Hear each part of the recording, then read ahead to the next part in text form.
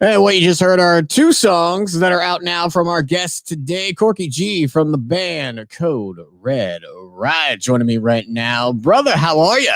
Good. How you doing, Wes?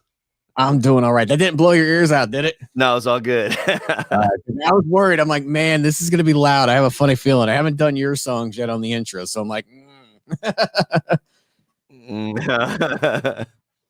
Right on. Good and loud songs, brother. Congratulations on the release of both those tracks. Obviously, you released Weapon back out in August, Impossible last month. How's it got to feel to have those two new tracks out in the world for fans to consume?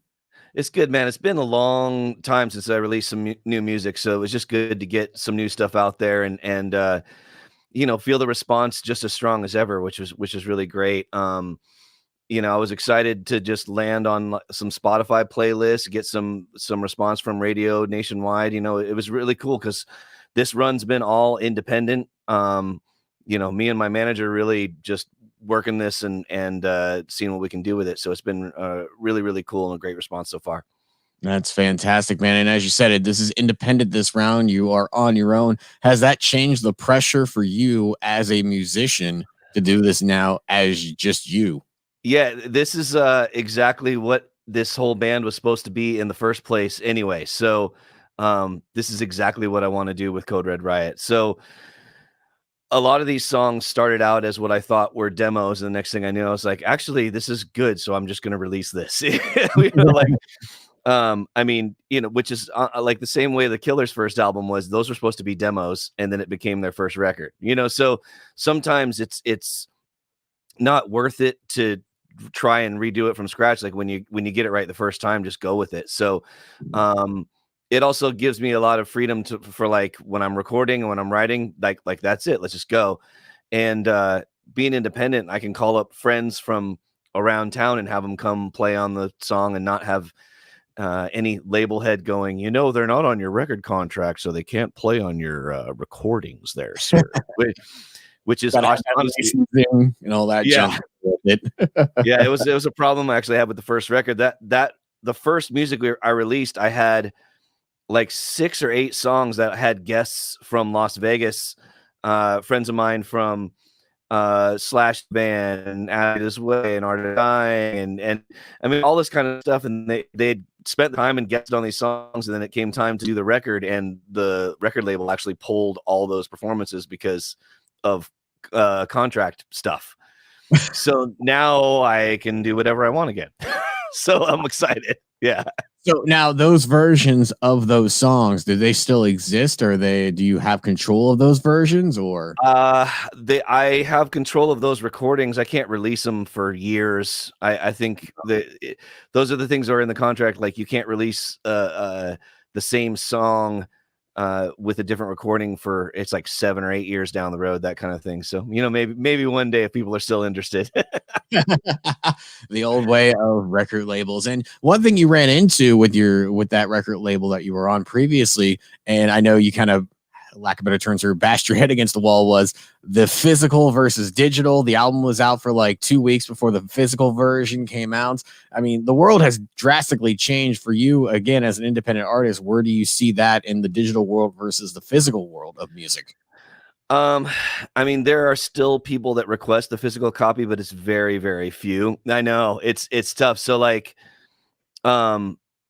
really, like the dollars and cents of it don't make a lot of sense in regards to printing up physical copies anymore. It's almost like it's like worth printing out a USB drive, so people can just load it straight onto their computer. There's really very few people asking for a few, and nowadays it's like people asking for LPs, like that. I'm getting that more than I'm getting requests for CDs. So um I have a feeling that like down the road, once I'm ready to release a full album of stuff, that might come out on a few limited edition physical copies. But until then, it's really all digital, and it's just what I see the industry and especially independent artists leaning towards. It's all just digital releases these days.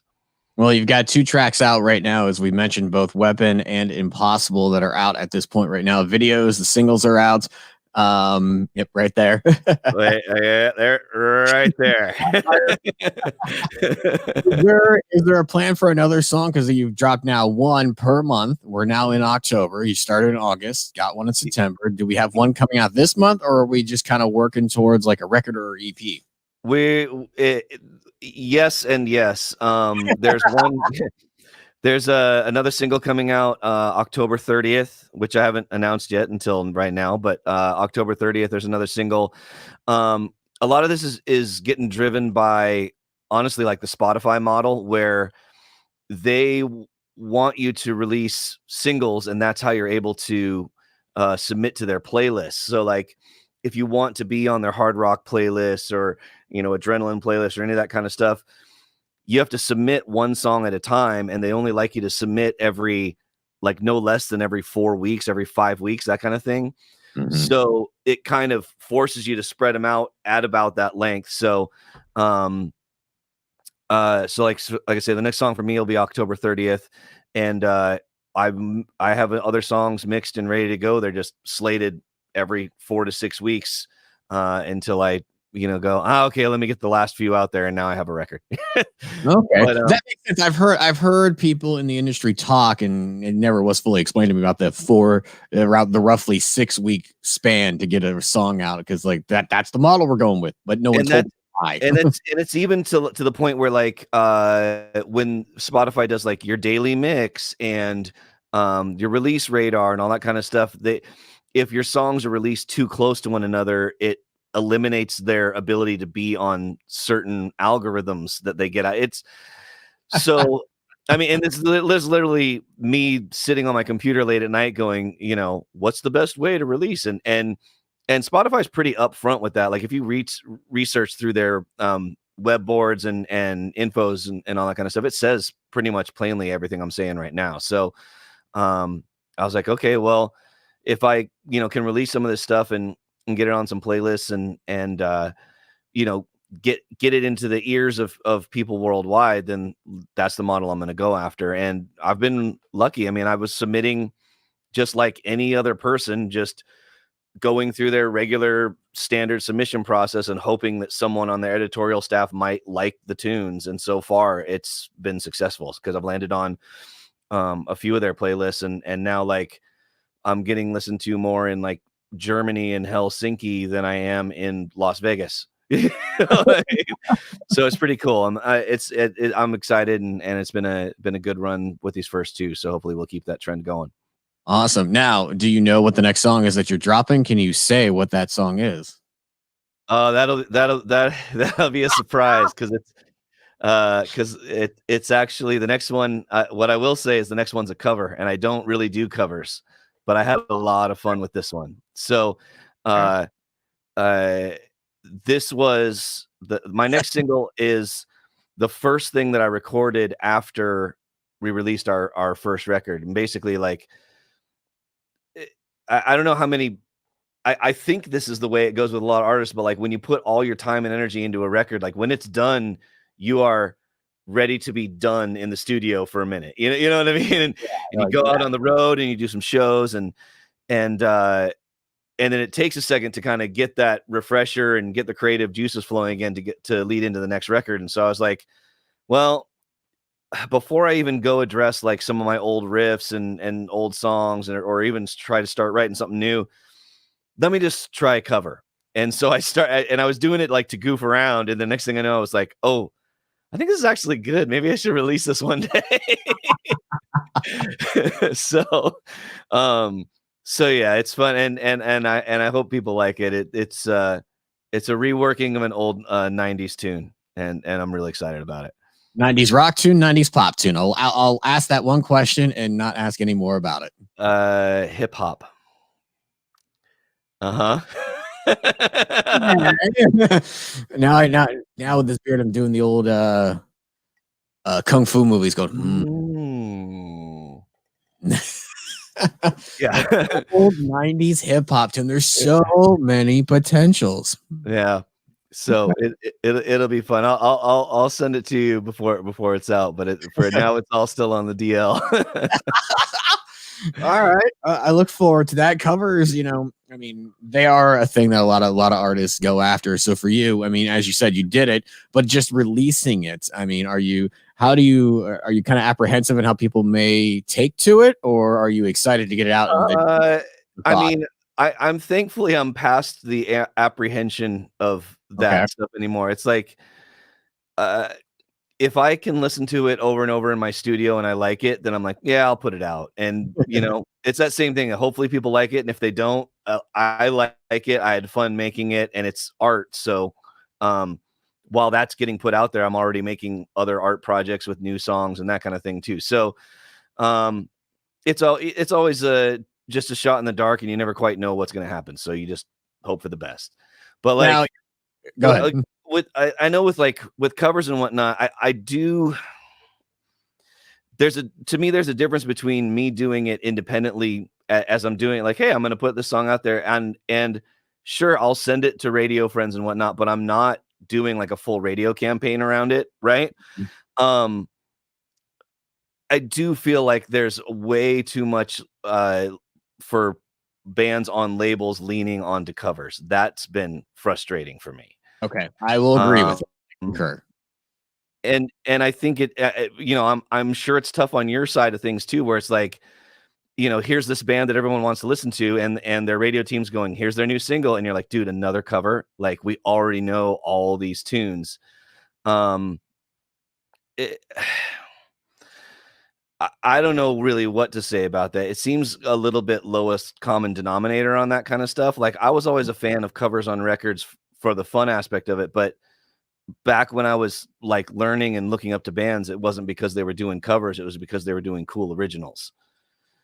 Yeah, and I know the business side of it. It's always been, okay, a greatest hits record. You throw the band in cheap to do one for the greatest hits record just to get it done and call it a thing, put it back out on the road. Now it's commonplace because of streaming, as we were just talking about, and so forth. And it's easiest, lowest hanging fruit, if you will, instead of putting something out that might not work and might not catch the attention.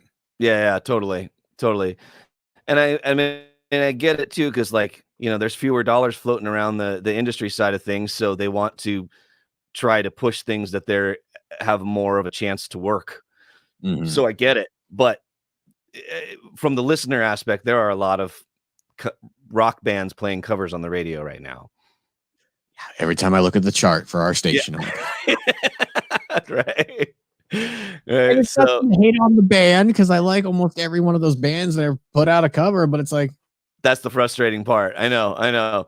So that's why it's like when I say like, dude, my next song's a cover, I'm like, it's a cover, but it's gonna be fun. And I mean, my whole approach with covers is like trying to make it not sound like the original, trying to give it a new spin, trying to like, hey, if we wrote this, how would we actually write this song? How we do it? And so like, I mean, when I was in Otherwise, we did a cover of Rebel Yell that was like an acoustic, arpeggiated, almost classical version of Rebel Yell, which I thought was like super weird and super different, but like, it was fun to do because it was so different. And then that ended up becoming same thing, one of the most played songs from that band, and still one of the most streamed on their Spotify is that cover. And yeah, everyone knows Rebel Yell, but like it's a unique twist on that song, and I get more out of covers that do that rather than just trying to make the exact same thing as the original version.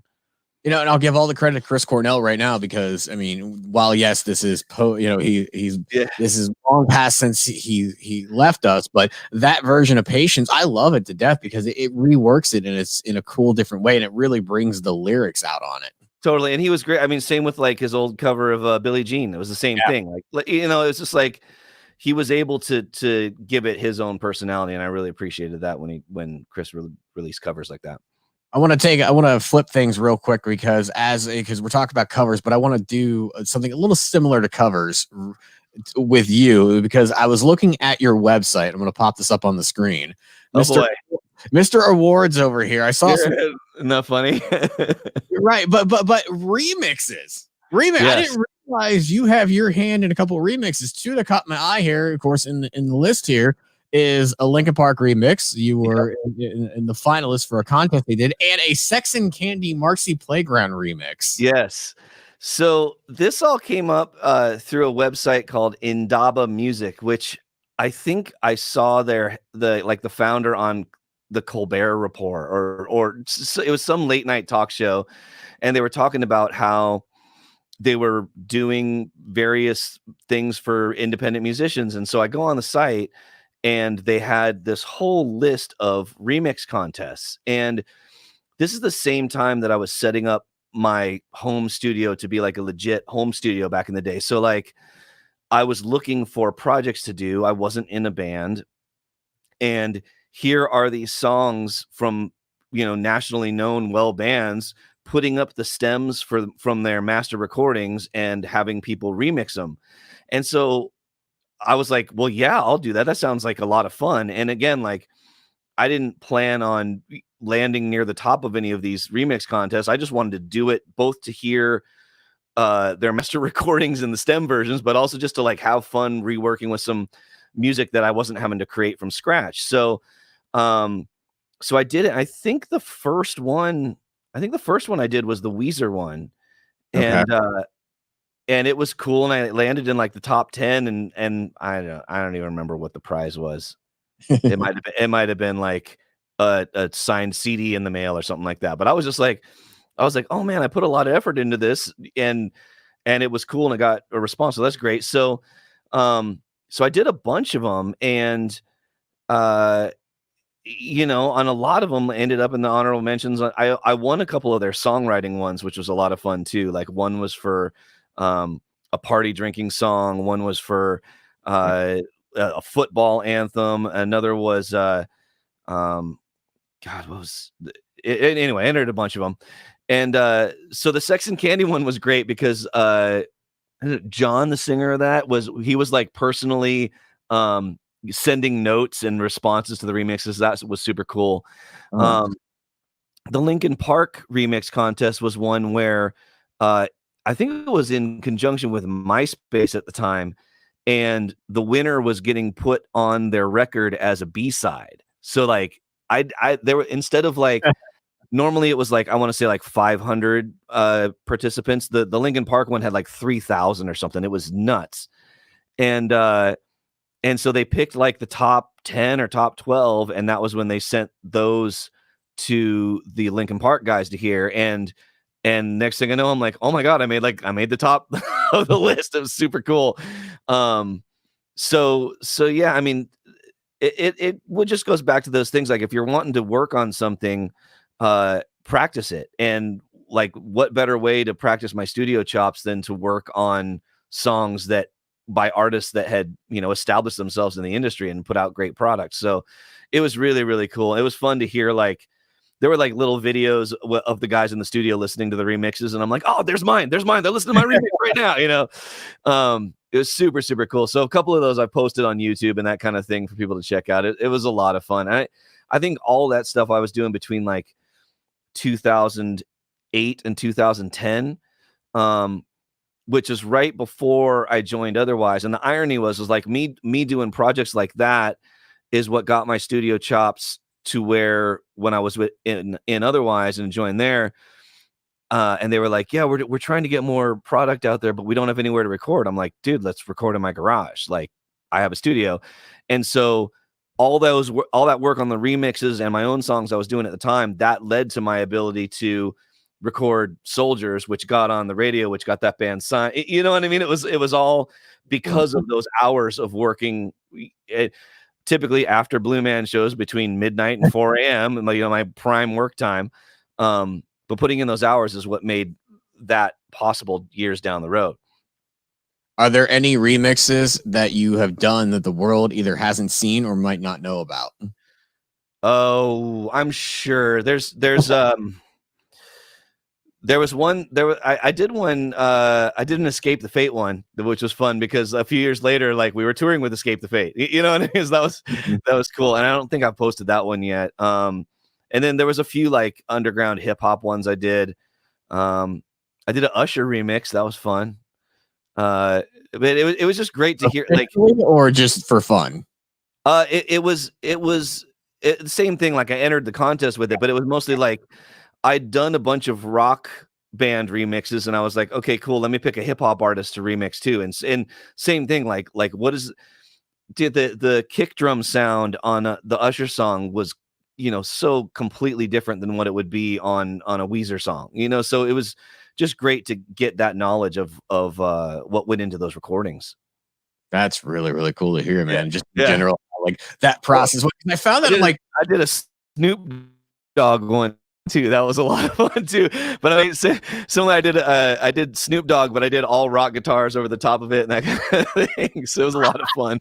But some of them, honestly, like some of the songs I haven't posted because I was like, dude, that riff is actually really cool. Like I should just write an original out of that riff. Take out the Snoop vocals, throw in my own vocals, and so like some of them I've kept hidden like on just for that. We'll see. Right. Yep. That is pretty cool. You're also have been working with your daughter too. I mean, she dropped a single back in March. Has she still been working on music, or has it just been solely focused on school at this point? It's been a little bit of both. I mean, dude, she's 13, and like, it's funny. Like, kids are interesting, and so like, she is her name. She goes by Izzy Grace, and she is ultra talented. I'm super proud of her. And we've released 3 songs actually. Her first original she recorded when she was 12. And then I would just be in the studio and try to create a song around what she wrote. Typically she writes on a ukulele in her bedroom, and she has the vocals, melody ready to go. And I just try to write the music to go around it. And we did that 3rd song, which was, I was on tour with Blue Man when we released it, but I was able to record her on break over Christmas. And like ever since, she's just kind of taken a bit of a hiatus. And I don't think it's necessarily like a lack of drive. I think she's figuring out who she is and who she wants to be as an artist. So she writes songs and she's like, that's not me, or like, and so I mean, dude, she's 13, so she's, her wardrobe has changed, her, style of walking has changed. She's dyed half of her hair pink this year, I mean, like, she's figuring out. And so like, there's one song that we haven't released yet that we recorded back in December, and she's like, I don't like that song anymore. And I was like, well, is it the song or is it the production? Because the production can change, and I'm telling you, like, your melody and your words are good. Like, let's keep the melody and words and just change the production. And so I pulled her into the studio, and I played back what we had, and she was like, okay, I guess the song's not that bad, but and I'm like, dude, I'm like, the lyrics and melody are great. So I'm like, I'll erase all the production. Let me just start with new drums, new bass line, all this kind of stuff, and let's just see if we can get this to the vibe that you want, So I'm hoping that we get some more stuff out with her soon. But like I say, she's figuring herself out. And like with any artist, I mean, it's funny, I've worked with a few people over the years that we would start a band, right, and create some instrumentals, and then like the singer or the band couldn't figure out who they wanted to be, and it would fizzle apart before it even started because they couldn't find their identity. So she's going through that same process, and it's tough, because I mean, plus like she's the only kid at her school that has music on the internet, and on Spotify and Right. and has a music video and all this good. So it's like she's got to be really proud of it because all of her friends and all of her school is going to see it, and if it's not great, then it's worse than not putting it out at all. You know, like it's got to be really good. So like when they're singing it back to her, she knows it's a compliment, not a diss. Right. They're like, God, that video was so horrible. Yeah. But like she'll be at like some friend's house or like a pool party or whatever, and they'll put it on and she gets all embarrassed. But I'm like, they're playing it because they like it. You know, like these are, yeah, it's fun. We'll see what happens with her next. Just go run and hide for like the 3 minutes it's on and come back and act like exactly. I'm like, at least I'm like, I get it. Like, I don't like to necessarily be in like when I'm in a bar and someone throws one of my songs on, it's not a comfortable thing for me to stand around and be there. You know what I mean? It's like you're standing in the bar and all of a sudden you're standing there in your underwear because your song is, and video is on the TV and everyone's there at the same time. So I get it. But, so you're telling me when all this junk goes to the side and we can all get back together, do not ever play any song you're on or having a drink. All right. So Touch Tunes is out of the question. Got it. No, it's something that doesn't bother me much anymore. I've gotten used to it, but I'm also like, I'm not a teenager. I've put out a lot of records over a long period of time. So it's, it changes. Totally understood. Things like you mentioned how everything's been going, the crud and everything that's going on in the world. Yep. You obviously a lot more now. I saw on your Instagram, obviously from the back behind you there, you picked up doing some artwork and stuff like that. Tell me a little bit about all that's going on. Well, I mean, I was doing it a bunch on the road with Otherwise and whatnot too, and it just really goes in waves for me. Like I'll go down the rabbit hole of doing a lot of music stuff, or I'll go down the rabbit hole of doing a lot of artwork. And it's always been like a passion project for me and something that I enjoy. And again, if all the canvases end up staying in my house, so be it. And if people buy them, so be it. It's just something that I definitely enjoy doing. And stumbled onto the whole pouring art, abstract art thing, and I'd always enjoyed doing like splatter paint art, and even back like when I was like, what was I, 15 or 16 and bike racing for a living, I would sand down my bicycles and I would splatter paint my race bikes. Like I've been doing stuff like that my whole life. It's just a matter of like finding the time to do it and the effort to do it, and really like, you just develop your style and go from there. But like, the pour art stuff is killer because you really don't know what you're going to get. And even though it's very quick and messy and almost simple in its execution, there's still a million ways that I've had it go wrong. So like, let's see, there we go. That canvas right there, I think I painted 4 times till I got a version that I liked. So there's so underneath the paint that's there's other dried paint and all these like weird little warped things going on. But it's cool. It's fun. And I'll keep doing it, and I should, set up a decent website to sell it. Cause right now I have corkyg.com/art, which is supposed to be my art focus homepage, but it's a long time coming. There, see there. And then there we go. And there's some old drum heads we did. So now I got to start putting canvases up there. I had a store set up one time, and then the site got hacked and I lost my store. And it took so many hours to set up that darn store that I just haven't had the heart to remake it. Totally understood there. And I was lead in so about so it's like, look, when I redo my website, because I had to redo the whole website from scratch, and I was like, I'm just going to put a contact way at the bottom of the page. And if anyone wants artwork, they can contact me directly, and I'll just, set it up from right there. That goes to me.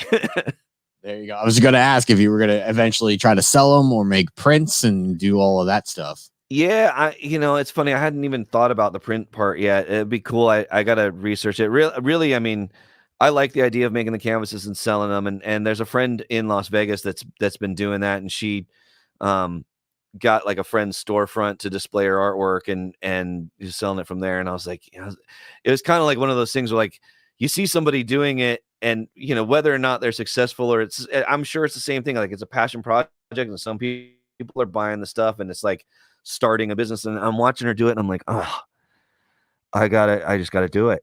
I've been sitting here thinking of making more art forever, and here's, uh, there's no difference in talent in so many ways across the industry in any art project, whether it's art or music or whatever. It's just like, it's just do it. Like if you do the work and put the time in, that's what allows you to be successful. So I'm sitting here and I'm watching her do. I'm like, I just got to make some art, and let's go. So it was kind of like the final push that then I was like, I'll go buy some paint. I'll go buy some canvas. Like really what's stopping me is driving down to Michael's. Like that's the lamest excuse I've ever heard. So let's just go. Oh. I think that's the best excuse I've ever heard to anything in life. Driving down to Michael's. Yeah. But and honestly, like what I forget too is like when I'm on the road, I'm just doing it by myself. But like when I'm home and I start doing art projects, then all of a sudden, like the kids want to, like, oh, I want to paint something. Oh, I want to, which is like, dude, they take all like the music classes and art classes, and especially with the kids at home now, because doing distance learning and everything, like they don't get a chance to do that kind of stuff anymore. So like I was just happy to start doing some canvases because it was inspiring my kids to do some work too, like get their brain creative juices flowing, all that kind of stuff. So that's cool. Then being home, obviously every parent, myself included, my 10-year-old's upstairs doing his homeschooling.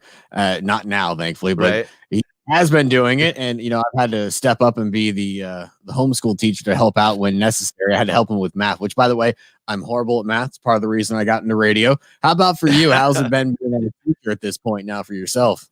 You know what? I have the best mom, and grandma has taken over a lot of the homeschooling stuff, which, and she always, like, same with me. Like, she was a great teacher and supporter and all that kind of stuff. And I think she kind of like wanted to be a teacher of some sort. And, so like one of my kids is doing the school curriculum, like distance learning from the teachers from wherever they're teaching from. And what's funny is like her Spanish teacher actually lives in Reno. Like they full on hired a teacher that doesn't even live in Las Vegas to teach for the year, because they're like, dude, we're not going back to school, so it doesn't matter where you live. And he's a great teacher, so fine, So she has one teacher on the other side of the state, and so she's doing that thing, and that's been working out okay for her, but she's a little bit older. And then I have a 10-year-old also who, God, it's like the younger they get, the harder it is for that whole system, right, to even work. So she's actually doing the homeschool, like the legit sign up to have your kid homeschooled kind of thing. So it's cool because it's a curriculum that they're not figuring out. Like they know the curriculum because it's that homeschool curriculum. And so it's given them some structure, and she's been thriving in that. And it's substantially harder than the other schooling going on right now. But it's good because it's keeping her busy, and all the kids are getting so stir crazy that they were stir crazy after like 2 weeks, let alone 6 months. So, and who knows how long this will keep going. So the busier she is, the better it is. And it's making her brain work a little more too. So it's cool. There you go. Yeah, my kid is definitely, they have virtual Google Classrooms and stuff like that, but he has taken to it. Probably more than he's ever taken to school. So I'm like, dude, perfect. You rock. Yep. Yep. It's like it, and that's how it is with my older one. Like if you have a certain personality, you can kind of like weave your way through it, and it's totally fine. But I feel like it's that percentage of kids that it actually can work for. Precisely. You're based in Las Vegas. How has the city been the last couple of months? I mean, obviously, when everything shut down, that's one thing. But now, a couple months later, how's the area been? That is tough for me to comment on, in the sense that, like, I mean, I've been in my house, Mm-hmm. I haven't been down to the strip. I did drive down the strip once when it was completely closed down. That was super weird. Just had to do it, right? Had to do it. That's another one where, like, me and the wife were like, this is the craziest thing ever. And the kids are like, this is boring. Can we go home now? And I'm like, you got to understand that you are literally never going to see this ever again. But it's interesting. I mean, I get more of my feedback on that from the people who actually are working on the strip. And it's just tough. I mean, I know the hotels are going through, they've dropped a bunch of prices, and then with that, like, let's just say different clientele has been showing up on the strip than was prior with the old prices, and so then there have been other issues in Las Vegas. It hasn't been the smoothest transition, from what I've been seeing, but and the toughest part from all that is like, it's that same thing of seeing like how certain events can work at a certain capacity, but a band can't play to 20 people in a bar.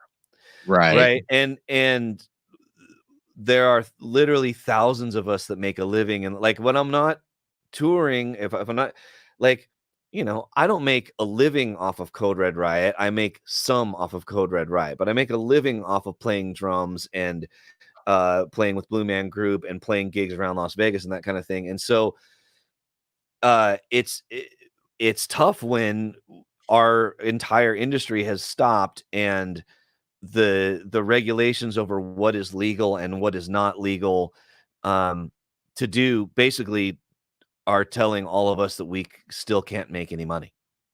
So in addition to like the good old unemployment that I've been stuck on for months, and sending out resumes and not getting phone calls back, because I've been a professional musician for 20 years now. And, I've been looking for marketing jobs, and I've been looking for things that I was doing before any of the music stuff happened. And literally, like, no one's hiring, or if they aren't not looking for me. So, like, I'm making extra ends meet by unloading stuff out of the garage that I had no business holding on to for the last 10 years. Like, I got so many drums and guitars and little parts here and cables there, and then like old BMX parts from my racing days. That, like, dude, I have stuff from the 90s, from when I used to, race professionally in the 90s, and I'm like, what am I doing? Because every time you pack up and move, you're like, why do I have these boxes? I have 8 or 9 office boxes, like the little filing boxes of old BMX magazines. I haven't looked at those BMX magazines in 20 years, but I've moved them. I think I've moved those same boxes 9 or 10 times, maybe even more. So like, I'm like, I should start selling these magazines. You know what I mean? There's really no reason for me. Keep the ones that I'm in, sell the rest. That kind of thing. So there's been a few blessings from quarantine and COVID-19, which, got to count your blessings, stay positive. I've been able to get rid of stuff that I've been holding on to for way too long. That should actually be beat. I'm sure you're happy about that too. Right. And yeah. And then, I mean, honestly, like, spending time with the family and the kids has been like a huge bonus. Cause like, I'm rarely around for family dinners, because by the time dinner time shows up, dad's at work. Right. And now, like, it's funny, like, simple things like that. Like, I appreciate being able to sit down at dinner with, wife and kids night after night after night, and like have a bit of a normal routine there without me being gone every night. And then same with like being on tour. Like, you miss a lot of stuff, and I've missed a substantial amount of my kids growing up from being on tour. So I'm really, I'm very thankful for the time that I've had this year to be able to be around them and kind of reestablish that bond. That's been super cool. That's awesome. You can't ask for anything more than that with everything else going on. I mean, yeah, exactly. It's like, if I can't work, let's just, the ability to hang out with the family and all that kind of stuff has been really great. So, and creating those art pieces with them that you were talking about, doing those projects, which is it's all a piece of just like having the time available and around them and all that kind of stuff. So Yeah. That was so cool, man. Well, Yeah. I appreciate the time. We've been on here now for like 40 minutes, man. It's always a pleasure to chat. It just goes by so fast. And we'll just wrap here with that. And of course, the 2 singles are out now, Weapon and Impossible. And everything is recorded and mixed in it is my home studio. It is also a bedroom, right? So it is what you make of it. But like this bedroom rules. Like there's room, there's space in it. You can see there's like a couple chairs behind me. I just finished a couple recording projects with friends of mine too, that like same thing, like Weapon and Impossible are pretty solid examples of what I'm able to churn out from my home studio. And so now that those are out there, people are like, "Oh man, this stuff sounds good. Like, dude, can we come record with you?" I'm like, "Absolutely." So it's been a cool way to pass time, and you make a little bit of income on it, right? So it's like it's great. And honestly, like as time goes on, like I love being an artist, both visual and musician artist, but like I really, really love being in the studio, and I love working with other musicians and all that kind of stuff. So like if I could be in my studio recording bands 24/7, I absolutely would. So it's another great thing of like being home. Like I can record friends and we can, do more songs, and I'd really love to turn that into another just outlet in the industry in general, is just like recording here and producing and all that good stuff. There's your next thing, producer. Producer. And honestly, like when Code Red Riot was started, that the first 5 or 6 songs from Code Red Riot were me putting out a resume piece going, "Hey, I can produce your bands." And when I sent it to my old record label president and my old lawyer, they're like, "Dude, you have another band. You should start another band." And I was like, "No, I just want to produce and I want to write." And they were like, "No, you start a band." And then I was like, "Yeah, let's start a band." And so it totally took a completely left turn. And it's been good in a lot of ways. And it was funny because it totally steered my career in a direction I didn't intend. But enjoy the ride and see where it takes you. And if you could be on the ride as a musician, like that's a success. So we'll see where it goes next. There you go, man. Well, the next single's out here at the end of the month. A cover. You're not telling us what it is. We'll wait and see. Yeah. And like I said, I got more songs coming right after that. So it'll be a steady release of singles through at least like January, February, and then I might compile the rest into an album and then go from there. But it's more songs are ready to go, and I just had a friend come in and do this sick like flea slapping bass line on one of the songs. That was like, this is why I love this band, because I can call up my friends and we can do some cool stuff and make it better than I could have myself. So it's great. Cool. Well, looking forward to it all, Corky. I appreciate the time, man. Stay on the horn with me though as I wrap up. All right, and all right. We'll talk a little bit after the fact. Thanks. All right. Thanks so much, Wes. Thank you, brother. Corky from Code Red Riot. Make sure you go check him out and check out those 2 singles, Weapon and Impossible, out now, and that cover that's coming later this month. And be sure to check me out on Twitter and Instagram at West Styles Radio. More interviews coming up soon. We'll see you next time.